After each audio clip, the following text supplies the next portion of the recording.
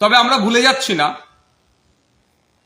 কিছুদিন পূর্বেই যখন ওয়াকাফ নিয়ে পশ্চিমবাংলার বিভিন্ন জায়গাতে আন্দোলন হচ্ছিল, বিজেপি সরকারের নিয়ে আসা সংবিধান বিরোধী এবং একটা নির্দিষ্ট মুসলিম ধর্মের মানুষকে কোণঠাসা করার জন্য যে ওয়াকাফ সংশোধনী আইন নিয়ে এসেছিল, যখন বিরোধিতা হচ্ছে আমাদের রাজ্যে, মাননীয় বলেছিলেন এটা এখানে আন্দোলন করা যাবে না, এখানে গুলোগুলি করা যাবে না, যদি আন্দোলন করার দরকার হয় দিল্লিতে গিয়ে করুন।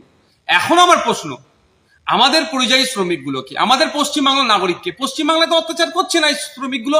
উড়িষ্যাতে গিয়ে অত্যাচারের শিকার হচ্ছে, হরিয়ানাতে গিয়ে অত্যাচারের শিকার হচ্ছে, মহারাষ্ট্রে গিয়ে অত্যাচারের শিকার হচ্ছে, ছত্তিশগড়ে গিয়ে অত্যাচারের শিকার হচ্ছে, গুজরাটে গিয়ে অত্যাচারের শিকার হচ্ছে, তেলেঙ্গানাতে গিয়ে অত্যাচারের শিকার হচ্ছে, বা বিভিন্ন রাজ্যে গিয়ে অত্যাচারের শিকার হচ্ছে। তাহলে মমতা ব্যানার্জি বা তার দল উচিত ছিল তো উড়িষ্যায় গিয়ে আন্দোলন করা, হরিয়ানাতে গিয়ে আন্দোলন করা, গুজরাটে গিয়ে আন্দোলন করা। ওই রাজ্যের তো হয়েছে সমস্যা, তাহলে এখানে আন্দোলন হচ্ছে কেন? ও, সংখ্যালঘুদের যেটা সমস্যা, ওয়াকাফ নিয়ে এখানে আন্দোলন করতে পারবে না, তাদেরকে দিল্লি যাওয়ার নিদান দিচ্ছে।